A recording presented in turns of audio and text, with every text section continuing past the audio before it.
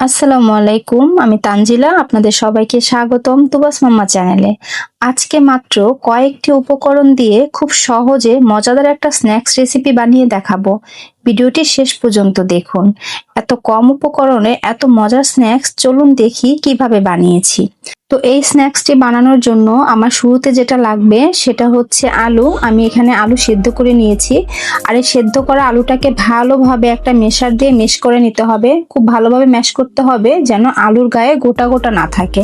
এই যে দেখুন, আমি খুব সুন্দর করে ম্যাশ করে নিয়েছি। এখন আমি আরেকটা পাত্র নিয়ে নেব এবং সেখানে কিছু পানি ঢেলে নেব, কারণ এই পানিগুলোতে আমি 2টা পাউরুটি ভিজিয়ে নেব, কারণ এই স্ন্যাক্সটা বানাতে আমার 2 পিস পাউরুটি লাগবে।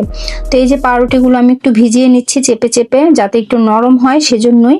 তো চেপে চেপে ভিজিয়ে এখন এটাকে আমি হাত দিয়ে ভালোভাবে চেপে এটা থেকে যে পানিগুলো বের হচ্ছে সেগুলোকে ফেলে দেব। ফেলে দিয়ে এখন এটাকে আমি একটু কাট করে নেব। একটা ছুরির সাহায্যে এটাকে কাট করে নেব ছোট ছোট করে। তো কাট করার পরে এটাকে আমি আলুর সাথে মেশাবো। তো এই যে দেখুন, ছোট ছোট করে কাট করবেন যাতে আপনার মেশাতে সুবিধা হয়। ঠিক আছে, এখন এই যে আমি আলুগুলার সাথে এখন আমি সব উপকরণগুলো এক এক করে দিয়ে দিচ্ছি। খুব বেশি উপকরণ লাগে না, একদম ঘরে থাকা জিনিস দিয়ে আপনারা খুব সহজে এটাকে বানিয়ে ফেলতে পারেন। বিকেলের নাস্তা চায়ের সঙ্গে বা মেহমান আসলে বাসায় খুব সহজে বানিয়ে দিতে পারেন। তো এই যে আমি আলুর সঙ্গে 1 কাপ পরিমাণ ময়দা দিয়ে দিলাম, পাউরুটি 2টা দিয়ে দিলাম, কিছুটা পেঁয়াজ আর একটু চিলি ফ্লেক্স দিলাম। এখন একটু গোলমরিচ দিয়েছি 1/2 চা চামচ, আর কিছু ধনিয়া পাতা দিয়ে দিলাম। বাস এতটুকুই। আর স্বাদ মতো লবণটা আপনাদের স্বাদ মতো দিবেন। তো এখন এই সব উপকরণগুলো আমি একটু হাত দিয়ে মাখিয়ে নেব। খুবই সহজ এবং খুব চটজলদি জিনিসটা বানানো যায়। ঘরে থাকা উপকরণ দিয়ে কোনো প্যারা নাই, কোনো নাই। খুব সহজভাবে আপনি মেহমান বাসায় আসলে আপনি বাসায় মেহমানদেরকে বসিয়ে রেখেও জিনিসটা বানিয়ে দিতে পারবেন। তো এই যে এখন এটাকে আমি হাত দিয়ে ভালোভাবে মেখে নিছি। এখন এই ডোটাকে আমি একটু কাট করে কয়েকটা ভাগে ভাগ করে নেব। তো এই যে ডোটাকে আমি নিয়ে নিলাম। আর ডোটা খুব বেশি শক্ত হবে না, আবার খুব বেশি একদম নরমও হবে না। ঠিক আছে, মিডিয়াম হবে। আপনারা দেখে বুঝতে পারতেছেন যেটা কেমন টেক্সচারটা হয়েছে। তো এখন এটাকে আমি কাট করে নেব কয়েকটা ভাগে। তারপর এটাকে আমি ছোট ছোট করে স্ন্যাক্সগুলি বানিয়ে নেব। আর এটা খেতে কিন্তু অসম্ভব মজা।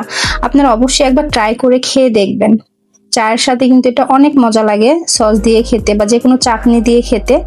এখন এই যে এটাকে আমি একটু লম্বা করে বানিয়ে নিচ্ছি একটা ইয়েকে। তো আমি এখন লম্বা করে এটাকে বানিয়ে এখন এটাকে আমি আবার ছোট ছোট করে কাট দিব।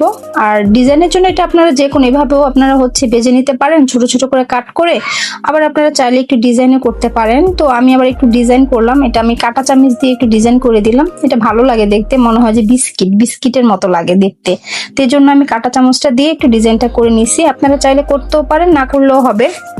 তো এই যে দেখুন, দেখতে এটা দেখার সৌন্দর্যের জন্য ডিজাইনটা।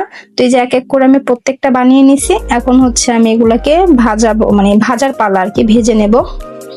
তো এই যে দেখুন, আমার চটজলদি বানানো হয়ে গেল একদম ঘরে থাকা জিনিস দিয়ে।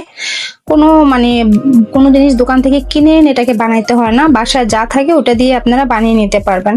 তো এখনই তো আমি একটা প্যানে তেল দিয়ে দিলাম আর হাত দিয়ে দেখে নিলাম যে তেলটা কেমন গরম হয়েছে। তো এখন এই যে আমি এক এক করে প্রত্যেকটা স্ন্যাক্স দিয়ে দিচ্ছি। এখন এটাকে আমি এটা ডুবো তেলে ভাজতে হবে না, মিডিয়াম তেল দিলেই হবে।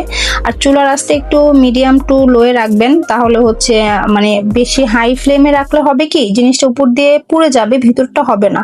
তো একটু লো ফ্লেমে রাখলে জিনিসটা আপনার উপর দিয়ে ক্রিস্পি হবে আর ভিতরটা একদম সফট থাকবে। তো এই যে আমি এক এক করে এখন উল্টে নিচ্ছি, উল্টে পাল্টে এটাকে আমি গোল্ডেন ব্রাউন করে ভেজে নেব। আপনারা আপনাদের চয়েস মতো আর কি, পছন্দ মতো ভেজে নেবেন। তো আমি একটু ক্রিস্পি একটু যতক্ষণ দেখা যায় কি চুলাটা যদি আপনি লো ফ্লেমে দেন তাহলে আপনার এটা একটু ক্রিস্পি হবে, আর ক্রিস্পি হলে কিন্তু খেতে আরো বেশি মজা হয়। তো এই যে আমি এক এক করে সবগুলো উল্টে নিচ্ছি। এক পাশ আমার হয়ে গেছে, এখন আমি আরেক পাশ উল্টে পাল্টে এটাকে সুন্দর করে ভেজে নেব।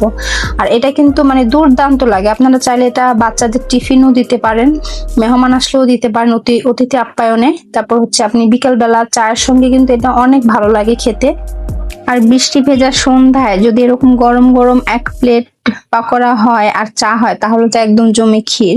তো এই যে দেখুন, আমি লাল লাল করে ভেজে এখন এগুলাকে উঠিয়ে নিচ্ছি। আর পুরটা কিন্তু দেখেই বোঝা যাচ্ছে যে কতটা ক্রিস্পি হয়েছে। ঠিক আছে, আর ভিতরটা একদম সফট হয়েছে, আর খেতে মাশাআল্লাহ অনেক মজা হয়েছে। আপনারা একবার হলেও এটা বাসায় ট্রাই করে দেখবেন, ট্রাই করবেন এবং কমেন্টে জানাবেন। আর খুবই মজা হয়েছে খেতে। আর এটা সস দিয়ে যে কোনো চাটনি দিয়ে খেতে কিন্তু ভীষণ মজা লাগে, আর অনেক ক্রিস্পি হয়েছে। তো আলহামদুলিল্লাহ আমাদের মজাদার স্ন্যাক্স রেডি। যদি রেসিপিটি ভালো লাগে তাহলে ভিডিওটি একটি লাইক দিন, কমেন্টে জানান কেমন হয়েছে। আর এমন সহজ ও সুস্বাদু রেসিপি পেতে আমার চ্যানেলটি সাবস্ক্রাইব করে পাশে থাকা বেল আইকনটি অন করে রাখুন। সবাই ভালো থাকবেন, সুস্থ থাকবেন। আল্লাহ হাফেজ।